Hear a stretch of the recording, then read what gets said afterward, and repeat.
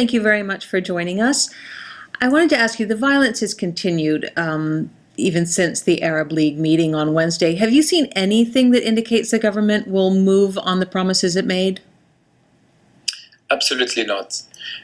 We heard the initiative, and we expected the regime to continue its violence against the peaceful demonstration in the street. Today, up till now, more than 20 people killed. Yesterday, over 30 people got killed. 2 hours after they announcing the initiative, about 20 people killed.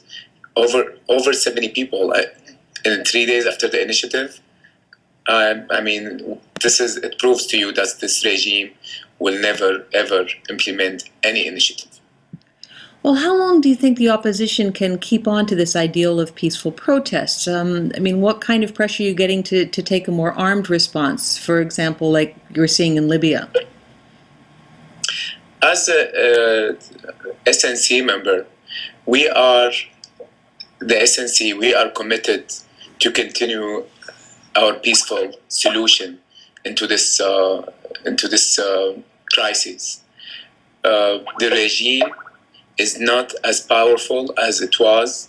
Yes, it's continuing its brutality against the people. We are seeing people getting killed every day. But I'm telling you today, we are much closer to freedom than any other day.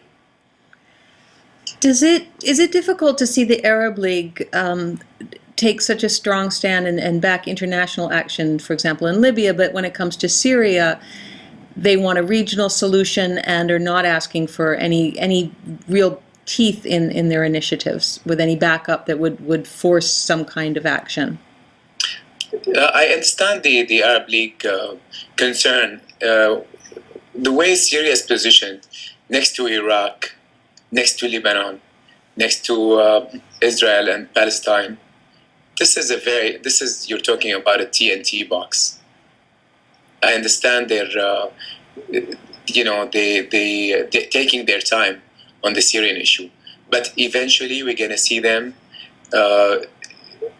going by the Syrian demonstration pressure of helping us in removing the regime. They have absolutely no choice because the people said that they want Bashar al-Assad out, and this is the only way to get out of the crisis. There was the Interior Minister today, Friday, declared what he called an amnesty for people to turn in their weapons. Can we expect very many people to go down to the nearest police station and deal with the police in that way? I mean, what kind of indication do you get from that?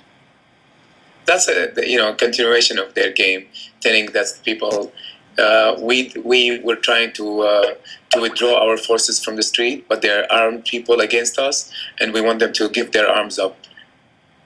The only armed people, it's them. We may see some people defending themselves from their houses. They want to protect their property. That's the only armed, if you want to call it, individuals that they are defending their property. Other than that, I don't really see. I mean, we're continuing, and our people in Syria took the peaceful solution as a way to freedom, and they're going to continue it that way. So handing any weapons to the ministry, and this is part of being the game and continuing the lies what they started with. Adib, thank you so much for joining us. Thank you very much, Elizabeth.